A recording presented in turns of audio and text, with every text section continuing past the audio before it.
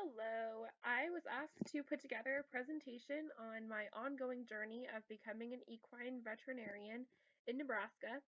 And so I wanted to start with this really great t-shirt that kind of depicts not just wanting to be a normal horse vet, wanting to be a super cool horse vet.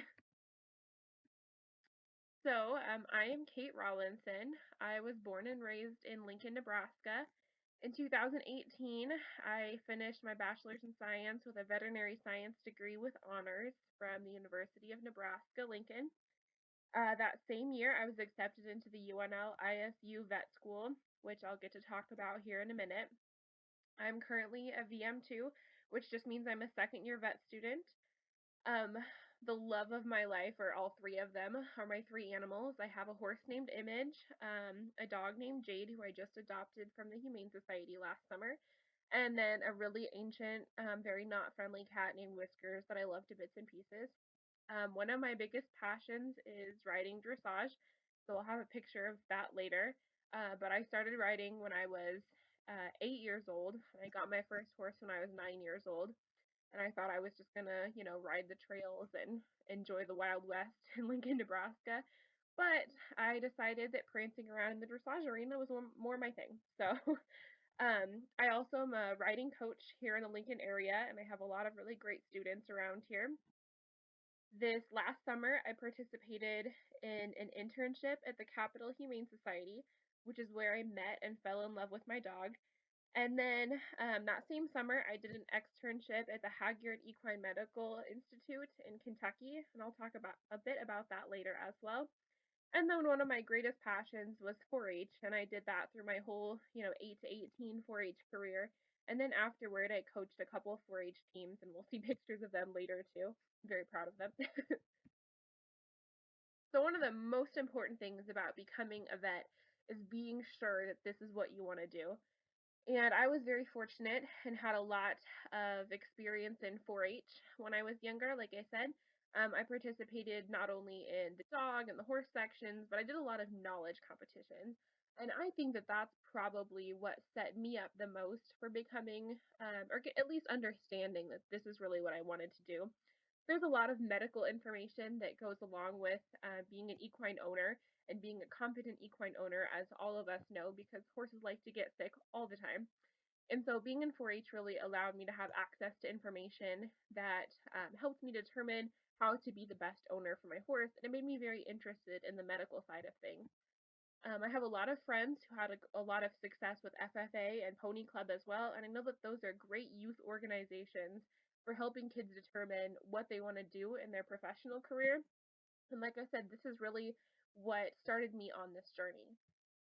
One of the most important parts of knowing that you want to be a vet is spending time with vets. And I was very lucky, and I had a couple of great family friends that I got to participate in clinics with when I was younger. I worked at Hillcrest Animal Clinic over the summers when I even was in high school and in undergrad. And I think an important part of that was seeing surgeries. And I learned early on that it's okay to be squeamish about surgery initially. And actually, even to this day, I've done a couple surgeries now, and being in surgery and watching surgeries are very different. So if you're a little bit squeamish and you still want to be a vet, it's fine. Also, go job shadow, find vets that will allow you to just come in and watch what they do and make sure that this is really what you want, because it's not always what people think it's going to be. Um, I also love one of my favorite things I hear is I want to be a vet because I love animals and I hate people. And this is not the right career for you if you hate people because a lot of it is interacting with clients because they own these animals and they're paying the bill at the end of the day. And like I said, just make sure you love the career before you invest all your time and money into it. So in this top picture is me and one of my coach's horses, Leggy, at a 4-H show, just showing you that I participated in 4-H, promise. And then the picture below is the team of girls that I coached for hippology and horse bowl at a national competition, and they took away some national titles from that. So that was a really fun experience for me, was giving back to 4-H after I had gotten so much from that. And one of the biggest questions I get is like, what should I do in undergrad to set me up for a good vet school career? And This is my personal advice. You certainly don't have to follow it, but some really great advice that was given to me was to go where it is cheapest because vet school is expensive no matter where you go. And so I ended up going to Nebraska because I had a scholarship here that covered my tuition, and it was very important to me that I was going to be able to afford vet school without taking out, millions of dollars in loans. As far as majors and minors, it really doesn't matter a whole lot. So each vet school has their own published list of curricula that they expect you to complete as a prerequisites before you can even enter vet school. So you truly could be a dancing major and still get into vet school if you complete all the prerequisites. There is an advantage to being like an animal science or like I was a veterinary science major in that a lot of your required coursework overlaps with the stuff that they want you to get done for vet school. So, pick a few vet schools early on that you want to participate in or thinking about attending, and just make sure you're checking off all of those classes that they expect. As far as extracurriculars, do as much as you can. Like I said, I mean, the application process for vet school is extensive. So just make sure that you have experience in other areas as well. So I participated in the UNL judging team, and that's the picture. These are my teammates. We went to Arabian Nationals, Quarter Horse World Show. We went to a lot of really cool shows. It was a great experience. And then I was also on the UNL equestrian team, and I took a lot of equine classes because that's where my passion was, and it helped set me up for a lot of the classes that I'm taking in vet school too. Like I said, take classes required for the vet school that you want to attend. They are not all the same. So Iowa State's requirements are different than K-State's requirements that are different from UC Davis's requirements. So it's a little bit important to think about ahead of time where you think you want to go. And then I suggest working while you're in undergrad because, like I said, it's expensive. You certainly don't have to, but there is time in undergrad to go out and, work in a vet clinic or, work at Scooters. I would have worked there if I could have. But just something to make some money and also to keep you busy. And it looks good on your resume. And so the UNL ISU program is what I am currently in. It requires that you are a Nebraska resident, and this is a 2+2 program. It's not super common around the country yet, but it's becoming more so because vet schools are expensive to have and maintain for a school. So it's beneficial for schools like Nebraska to partner with a school like Iowa State that already has a vet school. And so the way that we do it is that our Nebraska residents spend their first 2 years of vet school in Lincoln, Nebraska at UNL with our professors and our classes. And then the summer before your third year of vet school, you'll move to Ames, Iowa, and you'll complete your last 2 years of vet school in Ames. Um, and you hear it a lot, but there truly is a UNL class size advantage. So there are 27 people in my class, and there are over 100 people in the Iowa State sector of our class, and it's a huge advantage to have a professor that's only teaching 27 of you, and it really is because you can ask personal questions, you can ask them, experience questions, and they'll be able to relate to you. They know kind of what career you're looking into. My professors know that I have an equine interest, and so when I ask questions, they answer it with an equine background. Or if they don't know, then they'll go ask somebody with an equine background. And that's just not the type of relationship you get to develop with professors when they're teaching 150 plus students.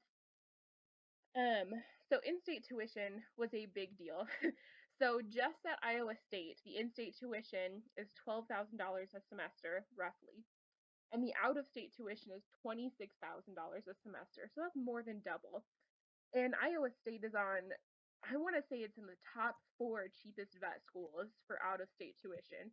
So if you're going to go anywhere else for vet school, you'll be paying well over $30,000 per semester.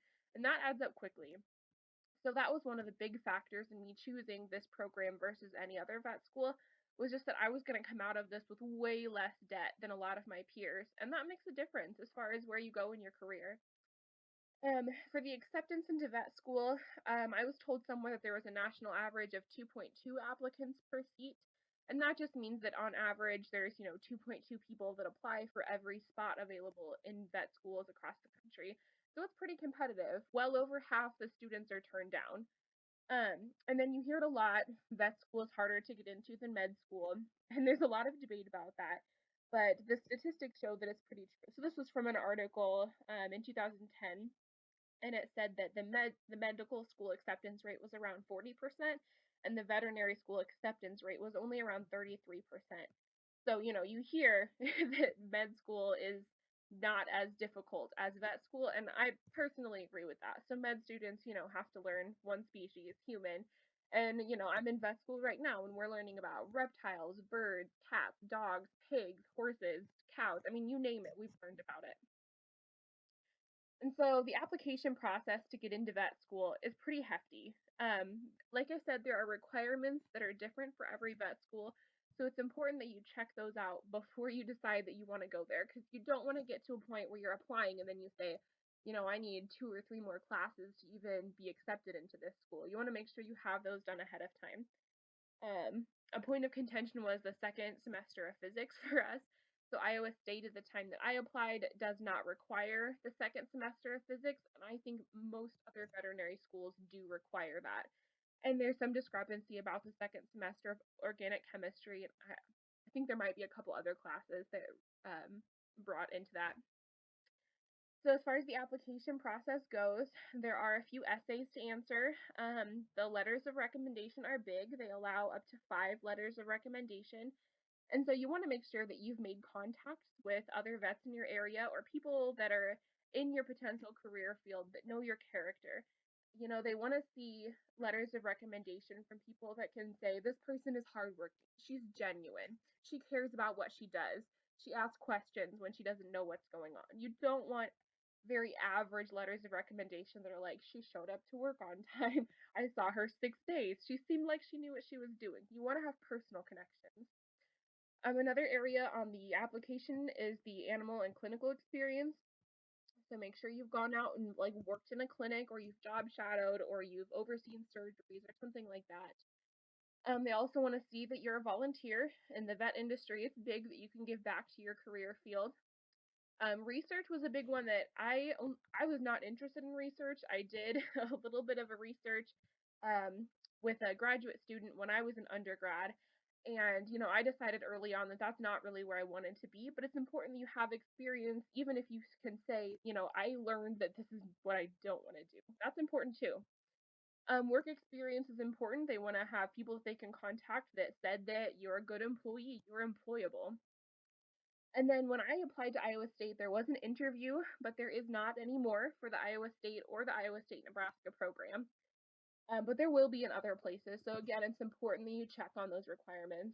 And they'll kind of give you like a preliminary, you were accepted into the first phase, now we're going to go into interviews, and then, they pare it down from there. Most schools have a supplemental application. So on each school's website, they'll have it's a smaller version of the application, but it's a little bit more pointed toward that school. And so you want to make sure you've completed that as well. And this application is time consuming. So don't start it, 2 weeks before it's due. I submitted mine in May when it was due in October. So it's very important that you spend a lot of time. I mean, you want to go through these essays, make sure they're conveying the message that you want. You want to give your people doing letters of recommendation plenty of time to get their letter written and sent in. And you just want to make sure that this application is it's a good example of what you've done to make sure that this is the career you want to be in. And just as an example, people say that you have to have fantastic grades to get into vet school, and to an extent, that is true.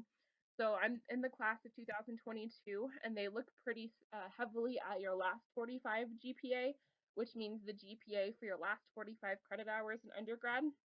And our average last 45 GPA was a 3.67, which is pretty average for what they've been accepting. And I've heard it before that they look at your overall GPA, but it's more important to them that as you've gotten into the heavier science classes, your junior and senior years, that those are the grades that they're really looking for. Not that, intro to art, that's important, but, not quite as important as biochemistry. So, what is it like to be in vet school? It's fun, it's challenging, and it's really rewarding.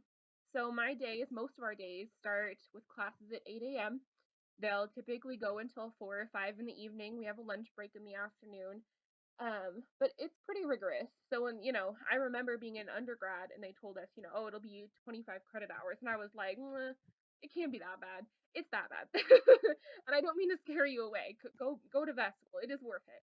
But it is really hard work. And so that's why I said earlier, it's so important for you to determine that this is what you want to do before you get to vet school. Because if you get here and you're like, you know what, this isn't worth it, then maybe this wasn't the career for you in the first place. So, like I said, I spend pretty much 8 to 4 or 5 every day in class. And then I study outside of everybody studies outside of class. You can't get away with not studying pretty much daily in vet school. And I was an undergrad. I thought, there's no way I don't have to study that hard. In undergrad, I studied, a couple days before an exam. You don't have that luxury in vet school. We have roughly 2 exams and I don't know, 4 or 5 quizzes every week. So you really can't afford to just like leave it all till last minute and hope you get it in the night before. You got to kind of separate those out. So I probably spend 30-ish hours a week studying outside of school. They recommend that you work no more than 10 hours per week while you're in vet school. I probably push right up on that limit. So I teach horseback riding lessons on the weekends, which, is one day that I can't study, but it's important for me that I love what I do. So it's kind of a relaxation thing for me and it's fun. There's a lot of stress in vet school, and there's been a lot of emphasis lately on maintaining mental health while you're in vet school. And so I've frequently said, for me, it was not worth it to try to get a 4.0 in vet school. And that is not true for everybody. There are plenty of people who are successfully getting 4.0s in the first 2 years of vet school. But it was more important for me that I have fun. And I said to myself my first semester, if I get to December and I still have a 4.0, I will know that I spent too much time studying and not enough time going out and getting life experiences, having fun, exploring what there is to do in the vet career as well. Grades are important in vet school, but not as important as they were in undergrad, which seems kind of strange. Grades are very important if you think you want to go do a specialty after vet school or a big internship or something. But truly, everybody who graduates with a 2.5 is also going to be called a doctor. So at the end of the day, you're going to be a doctor if you pass every class, no matter what your grade is. And there is some competition, but it's friendly. Like I said, you need to make time for fun. For me, the 4.0 was not worth it. It is for some people. I'm not discounting it. It's great to go strive for great grades, but for me, I'm happy where I'm at. I don't need the 4.0. I'm happy to have fun on weekends and not spend every waking minute studying. I did an externship over the summer. Very important to continue to go out and get work experience and life experience and career experience while you're in vet school. And you have 3 summers to do so. Um, I also hear a lot, "Oh, it's almost like you'll be a doctor." And I kind of cringe when I hear that because I know what people are saying, but you are going to be a doctor when you finish vet school. It will be Dr. Kate or Dr. Rawlinson or whatever your name is, DVM. And so there's a stigma that has to be addressed there. And then it's important while you're in vet school to just remember why you're there. So you're there because you love this career. You're here because you want to fix little girls' horses. That's why I want to do it. Everybody has a different reason. But for me, it's because I want to make a difference. A little bit about post doctorate school. So this is a picture of me with the Triple Crown winner, Justify. That was when I was on my externship last summer at the Hagyard Equine Medical Institute, and we visited this stud farm as part of the job that we were doing that day.